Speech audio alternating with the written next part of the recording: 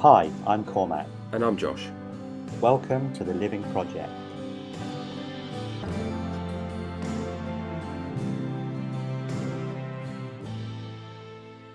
Be true, live wild. Hello and welcome. Thanks for joining us today. In this episode, Josh and I are joined by our ordinarily inspired friend, Chris Halsall. Although everybody calls him Rusty, so we're going with that. Just before we start today, just need to make everyone aware that we record these interviews remotely. I live on a boat, and at the moment, whilst recording, there is a heck of a thunderstorm going on. So if there's rain in the background, I apologise. But in true Living Project style, we are recording in the wild. We love these interviews. They're an opportunity to shine a light on the universal human journey and the epicness of everyday life. Rusty's a good mate of mine. He's a lifelong surfer currently living in LA with his wife and 2 stepkids. His journey to where he is now is a fun one, taking in quite a few stints living and working overseas, including owning coffee shops in the Philippines and personal training, let's say some big hitters in London.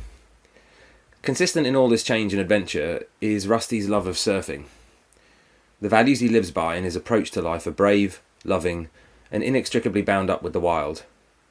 We're pretty excited about this one, so let's find out more and share his story with you. Hi Rusty, how are you doing? Great, Cormac. How are you? I'm really well, thanks. I'm just wondering if you've managed to get out surfing today. Not today, but I did go yesterday morning and suffered a little injury to my hip. So I'm just taking a bit of a break today. Okay, hopefully nothing too serious. You'll be back in the surf, hopefully, in the next few days? Yeah, hopefully. I mean, it was just a misjudgment on the wave, and my hips are the tightest at the best of times, and one leg decided to go one way and the other leg the other, and now I'm feeling a little bit sore and sorry for myself. It should be back in the water within a couple of days, for sure. Cool. Okay, mate. Well, as you know, at the Living Project, we work closely with 4 elements of the wild: water, earth, fire, and air. I'm assuming I know the answer to this question, but I am also willing to be wrong because I often am. So I am going to ask it. Which one of these elements resonates with you the most and why, mate? I would hope you'd know the answer to this, Josh, because I spent countless hours in the surf with you down at Coolangatta teaching you how to surf. Yeah, you did. I think you saw my passion for the salt water and the sea during those little coaching sessions down there, and then beyond that, when you actually learnt to surf and we got to go and enjoy some waves together. So hands down, my passion's for the ocean and the water. Beautiful. So Rusty, with that love of water, I'm pretty sure that you're a very reflective guy. And, we know with water, it's something that helps us reflect on our journey and holds us to account with who we are and how we're living our lives. Let's talk a little bit about how you got to where you are today. You told us that you're from a small town in the middle of nowhere, and I totally resonate with that. Yet you always made it to the beach for surf, even though it was 2 hours away. What does your upbringing and your early life connection with surfing have to do with who you are today? Yeah, so from a small town just on the outskirts of Brisbane, a little city called Ipswich, about what was then probably a 90-minute drive from the beach.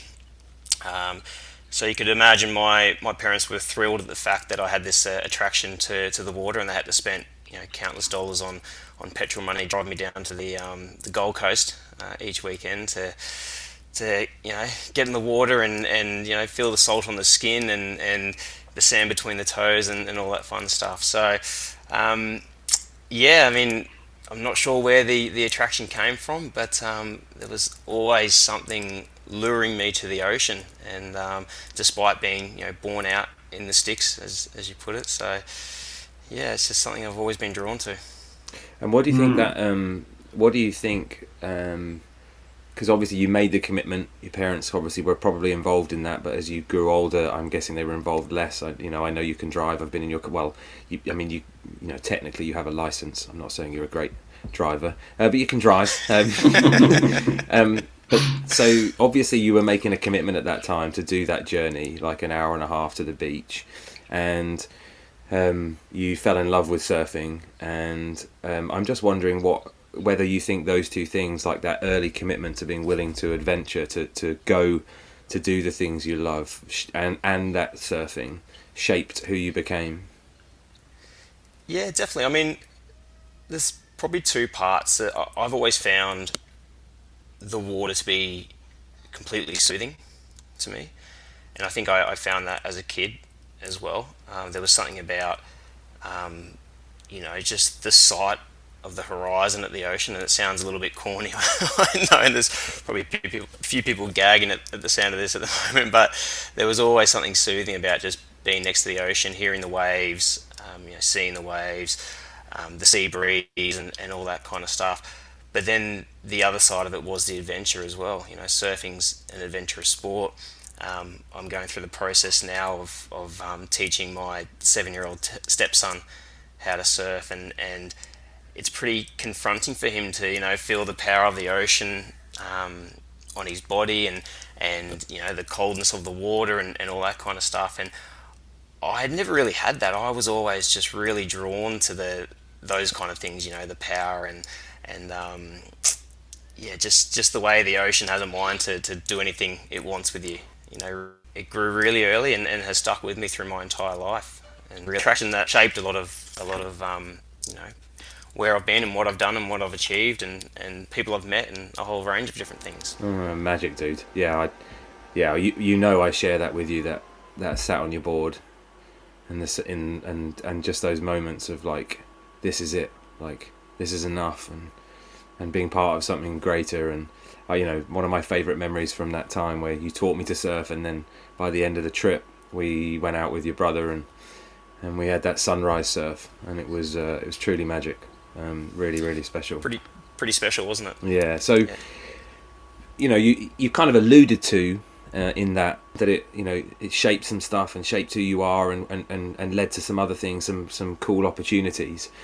Let's touch on on some of those. These cool opportunities in life that you could have just as easily passed up, but you didn't. Such as heading to Fiji on your first surf trip. That you told us about, or as I alluded to in the introduction, buying a coffee shop in the Philippines. There seems to be a real commitment in you to experiencing what life has to offer. Do you think, is that a fair statement? I think you've just highlighted probably two of the biggest moments of my life, to be honest. I mean, the first one, the trip to the Philippines, which you and I have spoken about a fair bit in the past. That was my first ever trip outside of Australia. I had to go out and get the passport, and had to leave the comfort of Ipswich. Not that it's always that comfortable, but leave the comfortable surrounds of having family and friends there, and going out into the unknown world of this foreign culture and foreign community, and it was surfing that led to that. It was a surf trip with a bunch of my mates, and that really changed things for me right from that point. Was I guess opening my mind up to, hey, there's this big wide world outside of Australia. There's beaches outside of the Gold Coast. There's cultures that I've never experienced, and I just became attached to that immediately, and had this desire to want to see more cultures, surf more waves in different countries, taste different foods, and all that kind of stuff, and really started the I guess the life of a traveller that I live today, albeit a little slowed up at the moment with a new family and wife, and lockdown conditions due to COVID. But so that was definitely one big event, and then the second event you spoke about, which was the Philippines. So same again, it was that desire to want to be by the ocean. It was that was more around a desire to want to live a simpler life. But for me, living a simple life always had to be by the water. Always had to have surf involved with that, because it's such a huge part of my life, and a huge challenge, and a lot that was learnt from doing that. Giving up a job and selling everything up in Australia and moving overseas to to open a coffee shop when I'd literally made about 2 coffees ever before that. Had no idea how to spin milk. Learnt things from YouTube and learnt a lot about business just through doing. And doing in a developing world, situation was came with more challenge as well. But yeah, two massive parts of my life, and both really related to being by the water and exploring more surf destinations as well. Rusty, you're obviously like Josh, a bit of a surf beach boy. I don't surf. But hearing you both talk about it makes me want to learn. Are we boring you, Cormac? That's normally what happens. No, not at all. But I was going to ask you. One thing I have heard from surfers is that this kind of motto. I don't know if you resonate with it or not, but it's something along the lines of, before you go surfing, you ask yourself a simple question: is this a good day to die? And it sounds quite dramatic, yeah. But if it is a good day to die, that means you get in and you go surfing. And what I've taken from that is, most surfers I know kind of do really live in that moment. They realize the ocean's bigger than them, and they submit to that, and they kind of live each day. And as you've said, it seems to me that in your life you've gone with opportunities and you've said yes to these opportunities. And I'm just wondering whether or not, being a surfer it seems to have influenced you. Do you resonate with that motto that I just highlighted? I mean, I'll be honest, it's the first time I've heard it, and it makes complete sense, coming from the group, because you guys are just so fearful of sharks in the water. it's hilarious. You speak to an Aussie and you'll just have this very relaxed conversation about, oh yeah, this little juvenile white swam underneath me, and people are blown away by that. I'm not that comfortable with it. I've seen sharks in the water, and I'm one of those people who will definitely get out of the way, but I think that certainly resonates with me. Every time you jump into the ocean, it's a bit of an unknown, isn't it? And that's part of the attraction to surfing. Whether it's a shark bite, and I say that with the utmost respect, because there was actually just a surfer taken at one of our local beaches. And Josh, you might not be aware of this, but there was a surfer taken at Kingscliff literally 2 days ago. And so it's a very definite risk. I've sustained injuries in surfing. I know of plenty of people who have been taken out in rips in the ocean as well. But it's like you say, Cormac, it's that decision that you're just constantly making in life. Is the risk worth the adventure? I think, and for me, it always has been. And that's kind of how I've lived my life. I've always try to make those calculated. I call myself a calculated risk taker. I don't just go out there and throw myself off buildings and do base jumping and all sorts of craziness, because I'm not necessarily attracted to that. But I make my calculated risks, and I like the adrenaline, and if it, in a lot of cases, it's worth backing yourself and getting comfortable with being uncomfortable, as a good friend of mine often says. Yeah. Nice, good reflection. We think the water is all about reflection. Some really cool to hear about some of the adventures and the key element of water running through those. We're going to move on to Earth now, Rusty, the second of the Living Project's core elements. It's where we ground ourselves, where we find security and determine our beliefs. So I'd love to get a little bit more into your relationship with the wild as a whole. So what is it about the wild, and what is it in life that gives you your grounding? I think, for me, the wild, again, is tapping into that sense of adventure.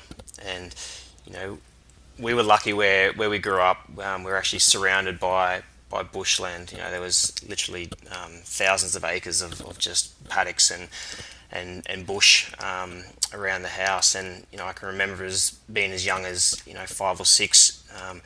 All the neighbourhood kids would get together and we'd go off for the day. We'd have breakfast. We'd have a bowl of Weet-Bix, and we'd set off into the bush to go and build teepees and make booby traps and build these tree houses and go yabbing down to the local creek. And I'm speaking like I'm an old man now, but it was back in the day where you could do that, and your parents could let the neighborhood of kids just go off and not see them for sort of 5, 6, 7 hours, and they come back and eat dinner and then off to bed. So it was a sense of adventure, and I like doing things with my hands. I've always liked building, and it was a great opportunity for me to borrow some of Dad's tools and head off into the bush and chop down a tree and turn it into a cubby house or whatever that was. So yeah, and then I guess that just stuck with me through the rest of my life. Whenever I've always been really appreciative of the times I've had to sort of get off grid, or have a bit of a digital detox, as it's often known, and just get out into the wild. Getting rid of all the background noise, getting rid of all the city living noise and that kind of stuff, and just listening to the wildlife and exploring tracks and setting yourself of maybe summiting some peaks or whatever that might be. But yeah, it's just always been a huge attraction, but it's the adventure side of it really for me. It's same again, it's about setting yourself the challenge and getting out there. Yeah. I mean, on that, Rusty, you're kind of talking about what grounds you. We know that surfing in the ocean is a big part of who you are and what grounds you in the world. But you've also talked about your childhood. And I think that's a big issue, isn't it, in the world these days, with the amount of freedom that we used to get and that we don't get anymore. And that freedom was often about going out with your mates and being in the wild and exploring and using your imagination. And that really was something very precious, which seems to be somewhat missing from young people's lives currently. How about your own children now? You mentioned that you were about to teach them to surf. So you're very mindful that you want to make sure that the wild is part of their lives from an early age? Yeah, 100%. And just to sort of touch on what you said, about the freedoms we had as kids to sort of go out there into the wild. It's now, having stepped into parenthood, I feel sad for the kids that they don't have those same freedoms. And I used to, not being a parent previously, I used to think that maybe some folks were over-parenting or being too protective. But you've got this urge to want to protect the young people who you love, and unfortunately there's some creepos out there. There's some bad things that can happen to your kids, and you feel like you owe it to them to protect them. And it's unfortunate that I can't have my kids just walk across to the park across the road and go and hang out there like the freedoms we had. So yeah, I do encourage the kids to challenge themselves. I do encourage them to get out into the wild, and every time I do, it's always a positive reaction from them. Sometimes it takes a little bit of convincing, because I'd say up until this point, and I have to remind you that I'm a stepdad, so I haven't had these kids from when they were born. I've kind of inherited this family only in the last sort of 6 months, and I've got my way of thinking, and one of those ways of thinking is you learn to do things for yourself. Try explaining that to a 4-year-old. Maybe I'm getting them to overachieve a little bit too much sometimes, but yeah. So I do challenge them, and I really want the wild to be a big part of their life, because I know how beneficial it's been to mine, and like you say, how grounding it's been for me on many occasions as well, and I want them to be able to appreciate that. Well, thank you, Rusty. So moving on, fire is our third core element. It's where alchemy happens. So we ignite change and we burn away the old, and the past is redundant. And I know in your life, you've been through a number of iterations. You grew up in a small town, and then you moved to the big city, and now you're in the west coast of the United States. It's certainly, you're somebody that's used to change and reinventing yourself, if you like, and you certainly grabbed life's moments. I just wanted to touch on something you said to us, which was, you worked for some time in the sort of expedition industry, and your work was to inspire young people. And one thing you used to say to them was, just trying to tell them that actually it's not all about school. You can learn a lot about yourself and develop new skills by outside of school. It doesn't have to be in a university, and you can achieve a lot in life by learning those other skills. And you can live a happy life, and it doesn't have to be climbing the corporate ladder. So this seems to be your belief, a belief that you hold about how people can ignite their dreams. What does it mean for you, and how have you used this sort of belief to ignite your own fires along the way? Yeah, look, great question, and I'm a massive advocate for the school of life. I think there's so much learning to be done beyond the classroom, beyond the textbooks, beyond the lectures, and it was a little bit difficult in my role with World Challenge at times to have these conversations with educators and with principals of these schools where students are paying sometimes $30,000 in tuition fees for the academic achievement that they're being promised by these schools. And I'm saying that's great, but don't you want your students to be good people? Don't you want your students to leave school being empathetic, being understanding? Understanding that to go to a school like this is a massive privilege, and you don't get taught that kind of stuff in schools, and you don't get that through going to university. You get that by sitting down and having a conversation with someone in a community village in the Philippines, and understanding the challenges that they face. And so I think the school of life has been so powerful for me. I wasn't a very high achiever at school. I think I fell into the category of a whole lot of potential, but just lacked the the concentration or the desire to really want to achieve academically. All I wanted to do was beat my sister in her OP school, Yeah. and I did. So tick that box. But I think I don't know what my backup plan was at school, because I didn't know about travel at that stage, and I didn't know how much it was going to open my world up, and I didn't know about this school of life when I was at school. I never had this kind of program when I was at school. I did things like construction. I was top of the construction class at school because I loved working with my hands and building things and that kind of stuff. And I did really well in PE, in physical education, because I was outdoorsy and outgoing and that kind of stuff. But I don't really think I had a backup plan, so I was lucky I stumbled across that trip to Fiji, because without that I could be stuck in Ipswich. No offense to anyone who's still living in Ipswich, but now I'm in LA. I'm working for a travel company, and I'm just living every day like it's my last, and enjoying every moment of it. So I love that, Rusty. I love that. You're like, I could be stuck in Ipswich, which is nothing against. It's just it wasn't. You're where you're supposed to be. To get all existential, if we may, just for a minute. Perhaps the universe gives us what we need at different times. And that trip to Fiji. Whether it was that trip to Fiji or something else that would have come up, like maybe something was going to be there to say, these values that you hold about doing, about experiencing, there actually is a place for them. And it's okay. And obviously the three of us share the fact that we all worked for this incredible company for young people, World Challenge, who provide opportunities outside the classroom for young people to develop their own values, but through experience, through doing, rather than just reading and learning and being an exam. It's actually that environment that we all love so much. It is not a box, so people can find so many different boxes and keys in that. And the stories you've shared so far are really commensurate with that.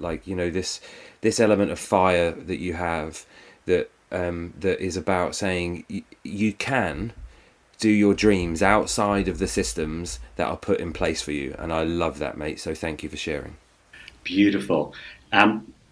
Moving on to air. For us, it represents a space where you have individual personal confidence, and Rusty, you have that in bucketfuls, and it's also about a time when you're confident in yourself, so you can actually reach out and demonstrate compassion. You can really feel more comfortable living your truth. And I'm interested, you recently got married, you moved to LA as we've discussed, and you've brilliantly taken on this role of super stepdad to two awesome small human beings. With this in mind, I'd really like to ask you, with this confidence that you have, what you see for the future for you and your family, and how you think you're going to live your truth moving forward, because things are going to change, but essentially your truth is what's going to power you on moving forward with confidence. Yeah, thanks for that, Cormac, and they are awesome. It's been a very steep learning curve stepping into step parenthood, and then 3 weeks later being told that you're locked in the house with these two small humans 24/7 while schools are closed, and you can't go out unless it's to do the groceries. So I've learned a lot in a very small amount of time, and I'm just super happy that Holly, my wife, did such an amazing job raising two incredible humans, because they've made it a lot easier. Could have gone a lot worse, that's for sure, but we've been able to enjoy it together. Moving forward, look, I'll be really honest and transparent here and say that I'm in a bit of a situation at the moment where I've got absolutely no idea what the future looks like at this stage, and this is the first time that I've been in, not the first time I've been in this position, but the first time I've been in this position with the safety and well-being and happiness of other humans involved with that. So I've recently found out that given all the restrictions that have gone on with the travel industry, I'm no longer going to be working with World Challenge over in North America as of about a couple of months from now. So I'm essentially unemployed, which the only time I've ever been unemployed in my life is when I made that decision to do so.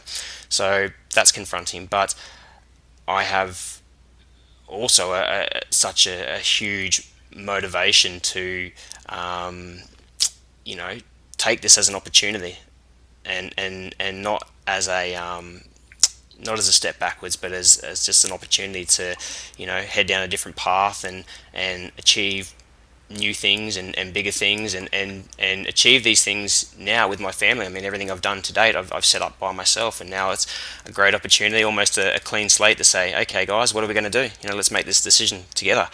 It could be anything, yeah? And there's a fair bit of work in deciding what that is, but I have full confidence in myself that I'm going to be able to achieve that. It could be starting a new business, it could be getting a new amazing job with a new amazing company, it could be using the opportunity as a bit of time out just to go surfing for a little bit and teaching Maddox how to surf and I how to ride a bike and all that kind of stuff. So yeah, look, it's confronting, but it also just reeks of opportunity as far as I'm concerned, and I'm excited about what the future holds, but I have no idea what that looks like at the moment. So.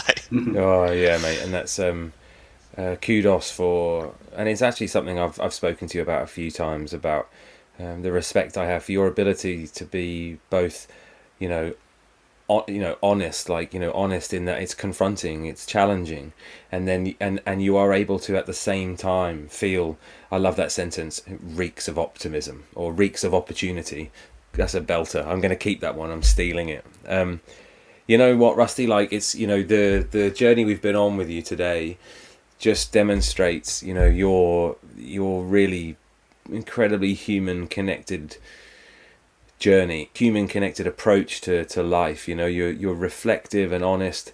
There's a great sense of fun, there's challenge, there's, as you said, confronting times, and there's some really core values and beliefs about this school of life and this this grounding in yourself that does come through really clearly. And it's, we've only touched on your life. We've had 40 minutes, but it's I've really enjoyed reflecting on those things for you. So thanks so much for sharing your story and your time, dude. No, I appreciate it. I really enjoyed sort of just having the chat with you guys. And my pleasure. A lot of fun. Okay. We hope you've enjoyed today's episode with Rusty. Rusty's story clearly tells us the universal human journey is different and yet similar for us all. We all make choices, yet the closer those choices are to our truth, the better we are to ourselves and those around us. The wild, namely the ocean, has been a big part of Rusty's truth. What in the wild is part of yours? See you soon. Be true. Live wild. You've been listening to The Living Project with Josh Bulpin and Cormac Davey. Enjoyed it? Please subscribe, follow, rate, and share with everyone you know. See you next time.